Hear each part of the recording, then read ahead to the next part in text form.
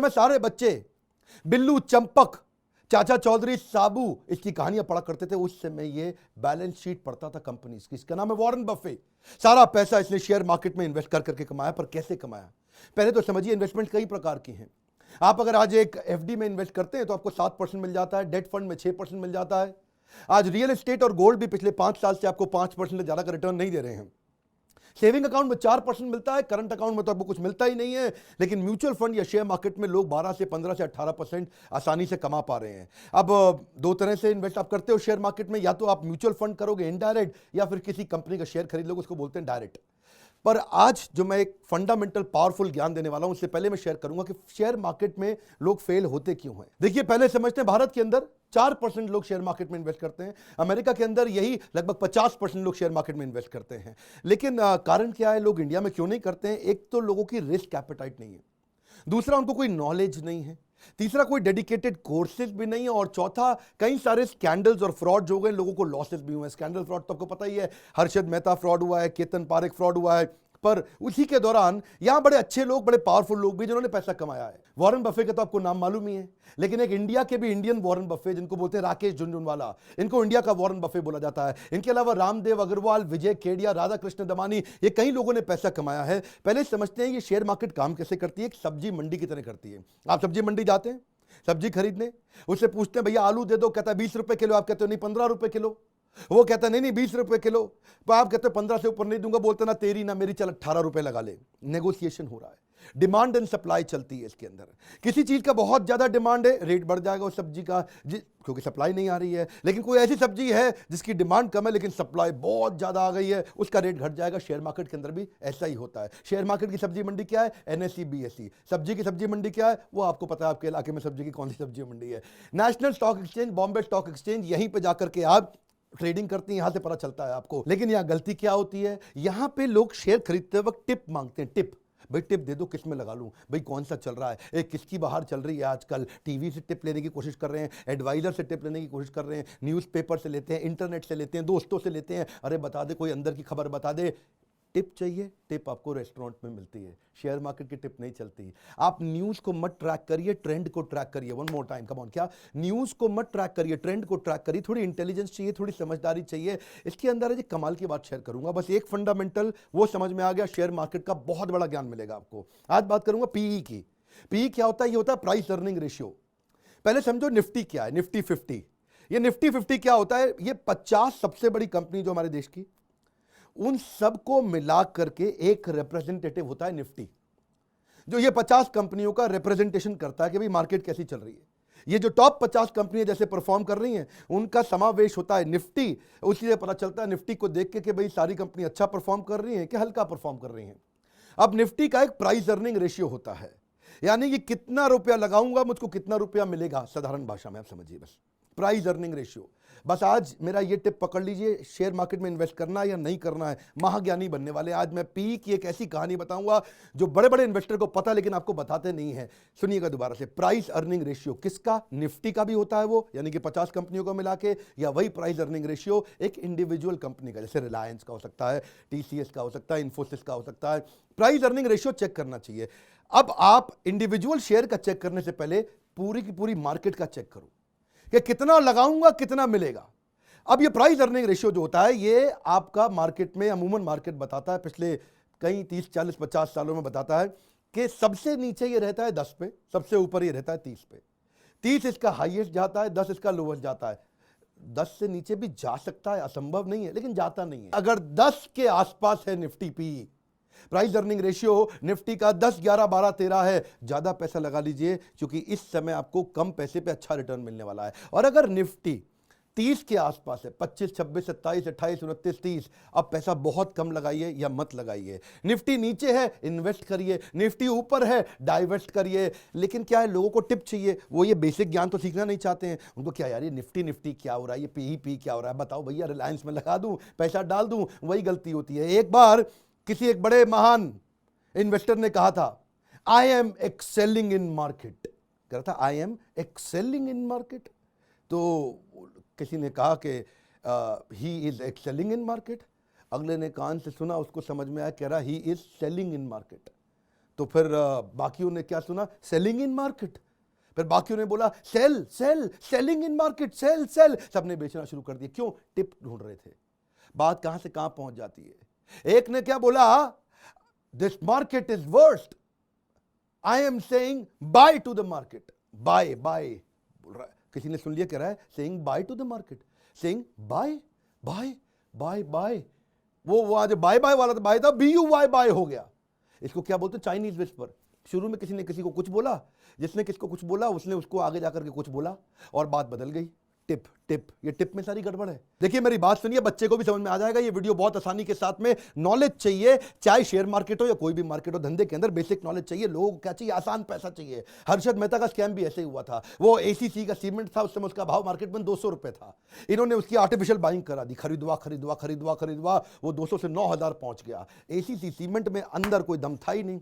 Company के fundamental कमजोर थे, उसकी प्रॉफिटेबिलिटी बढ़ नहीं रही थी, टॉप लाइन बढ़ नहीं रहा था, बॉटम लाइन बढ़ नहीं रहा था, उसका मार्केट में कंपाउंड एनुअल ग्रोथ रेट आ ही नहीं रहा था। मार्केट उसके अंदर ना मैनेजमेंट बदली, ना उसके फंडामेंटल कमजोर थे।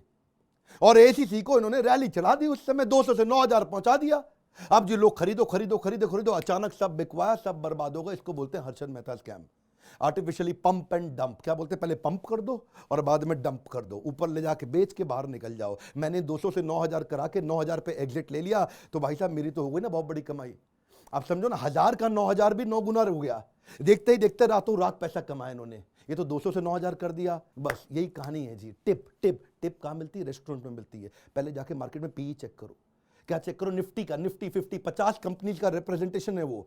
वहां जाके चेक करो, 10, 11, 12, 13, 14 पे है PE। इस समय पैसा लगाने का टाइम है। प्राइस अर्निंग रेशियो को आप थोड़ा फॉर्मूला से समझो, बड़ा सिंपल, कि अगर मार्केट का PE यानी कि जो निफ्टी का PE है वो 10 है, तो आपको 1 रुपया कमाने के लिए 10 रुपया लगाना पड़ेगा।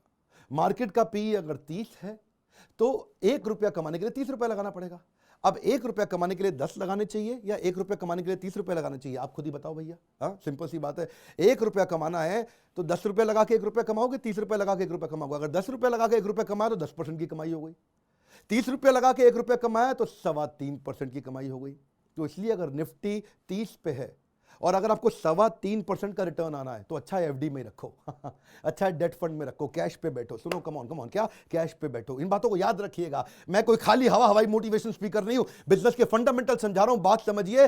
मैं आपको पीछे के कुछ सिनेरियो देता हूं, जब मार्केट में बहुत घोर मंदी और मार्केट जब बहुत घोर तेजी आई थी, उन दिनों PE क्या था, वो डेटा आएगा ना तो और आपको समझ में आ जाएगा। 1999 में PE 12 चल रहा था और उस समय एक साल में 105% का रिटर्न आया था। 2003 में भी PE 11 चल रहा था, एक साल में 116% रिटर्न आया था। याद रखिए, 6, 7, 8%, 10% नहीं बोल रहा हूं। अक्टूबर 2008 में मार्केट क्रैश के बाद PE 10 था, बहुत नीचे था।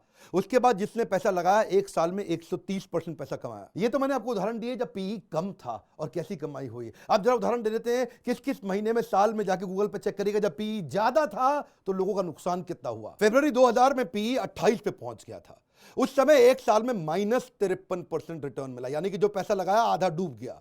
जनवरी 2008 में भी उस समय PE 28 था मार्केट क्रैश होने से पहले। अभी मार्केट क्रैश नहीं हुई थी, ये सिम्टम था कि PE 28 पे चल रहा है। लगाए जा रहे थे लोग, पैसा लगाए जा रहे, PE ऊपर है। इन्वेस्ट नहीं, डाइवेस्ट। याद रखो, -64% का नुकसान हुआ एक साल के अंदर, यानी कि जिसने जो पैसा लगाया वो आधे से भी कम रह गया। देखिए, लेकिन फिर भी लोग लगाते हैं पैसा।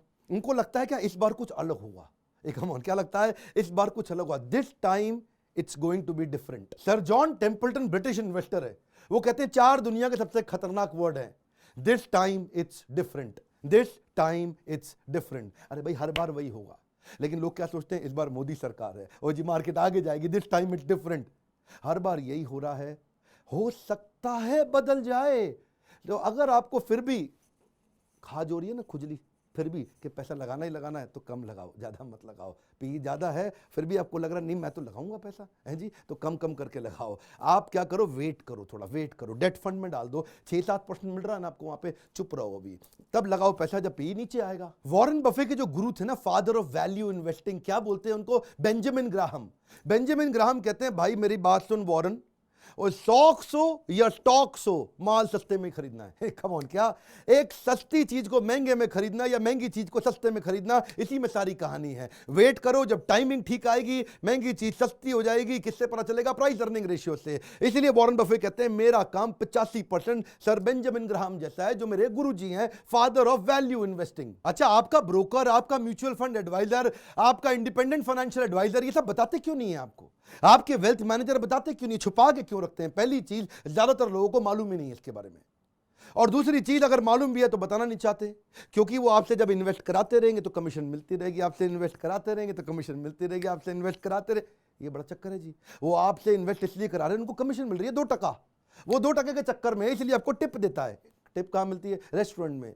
जिनको मालूम है वो छुपा के रखते हैं, ट्रेनिंग प्रोग्राम को बढ़िया हो ही नहीं रहे। मैंने भी अपनी शुरुआत के अंदर ही इन्वेस्टमेंट करनी शुरू करी थी अपने, जब मैं बिजनेस शुरू किया था अपना, और साथ साथ पैसा इन्वेस्ट करता रहा, क्योंकि मैं सेव करता हूं। मेरा पर्सनली बहुत ज़्यादा खर्चा है नहीं, मैं एक शाकाहारी वेजिटेरियन सिंपल आदमी, सिंपल लाइफ जीता हूं और साथ साथ पैसा बचाते रहता हूं। और उसमें मेरे लीडरशिप फनल के पार्टिसिपेंट हैं, ये भूषण गोड बोले। मैंने इनको, क्योंकि इनका अपना कंपनी था और मैं देखा इनको कहीं अवार्ड्स मिले, बीच में ये टॉप 50 एडवाइजर्स इंडिया के अंदर, उसमें भी जब इनको अवार्ड मिला, वहीं से मैंने इनके जो आर्य मनी, जो इनका अपना चैनल है, यूट्यूब चैनल, उसमें फ्री सारी एडवाइस देते हैं ये। इनका अपना मोबाइल ऐप भी है, वहां पे आपसे मैं बता रहा हूं, आप फ्री कोर्स भी करिए जाकर के वहां पे। मैंने क्या बोला? संपूर्ण ज्ञान। संपूर्ण ज्ञान अब एक वीडियो में देना थोड़ा कठिन होता है, तो संपूर्ण ज्ञान लेना आपको फ्री में लेना है आपको। तो अब आर्य मनी की ऐप पे जाओ, ऐप पे जाकर के संपूर्ण ज्ञान बाकी का लो, कोई पैसा थोड़ी लग रहा है, इसीलिए आपको एडवाइस कर रहा हूं। आर्य मनी को मैंने ट्रेन किया बिजनेस बढ़ाने के लिए, अब वो फिजिकल से डिजिटल आ गए हैं, इस समय वो एक्सपैंड कर रहे हैं, ऐप के थ्रू कर रहे हैं। पहले ट्रेनिंग किया करते थे, वो SEBI registered mutual fund advisor और बाकी भी पीएमएस एडवाइजरी सर्विसेज, कई सर्विसेज देते हैं। सर्विसेज की लिस्ट बड़ी लंबी है, लेकिन आपको क्या है, फ्री में कम से कम ट्रेनिंग लेकर के ज्ञान बिल्ड करिए। अब इन्होंने क्या बनाया? गेटवे टू वेल्थ नाम का एक प्रोग्राम बना दिया। लोग आते हैं वहां पे, फ्री में एडवाइस लेते हैं, जिसको अच्छा लगता है वो उनका पेड कोर्स भी खरीदता है, जिसको नहीं अच्छा लगता, ये नहीं जरूरत है, वो कम से कम फ्री में ज्ञान तो लेते हैं। बेसिकली बात क्या है, सारा प्रॉब्लम ज्ञान क्या है? ज्ञान की कमी है, टिप चाहिए, टिप मिलती है रेस्टोरेंट में। लेकिन हाँ, एक क्वेश्चन रह गया है बीच में, क्या कि जी निफ्टी का पी मिलेगा कहां से? आप में से जो लोग चेक करना चाहते हैं रेगुलरली कि इस समय निफ्टी का पी क्या चल रहा है, कब क्या रहेगा, पहले क्या रहा था, उसके लिए आप एक काम करिए, दो तरीके से कर सकते हैं। या तो आप सीधा नेशनल स्टॉक एक्सचेंज की वेबसाइट पर जाकर के देखो, और वहां से नहीं देख पा रहे तो मैं आपको तरीका बताता हूं। arymoney.com उनकी वेबसाइट पर जाइए और नीचे स्क्रॉल डाउन करिए। स्क्रॉल डाउन करके नीचे मार्केट मीटर सेक्शन होगा, वहीं पे आप निफ्टी पी पे क्लिक कर दीजिए। निफ्टी पी पे क्लिक करेंगे, वो सीधा आपको नेशनल स्टॉक एक्सचेंज की वेबसाइट पर ले जाकर के आपको निफ्टी का पी दिखा देगा। तो आप एनएससी की वेबसाइट पर जाकर डायरेक्ट भी देख सकते हैं, और या फिर arymoney.com से जाके देख सकते हैं, क्योंकि ये अगर एनएससी की साइट पे आप अपने आप नहीं ढूंढ पा रहे तो यहां पे लिंक है, उस लिंक से आप गाइडेड तरीके से पहुंच जाओगे। इनकी लाइफ में ना दो बड़े अच्छे काम हो गए। एक तो ये लीडरशिप फनल में आए, मुझसे इन्होंने आके ट्रेनिंग लिया, मेरे लाइव प्रोग्राम अटेंड किए, वहां से ये फिजिकल से डिजिटल हुए, इन्होंने अपने बिजनेस को स्केल अप किया। और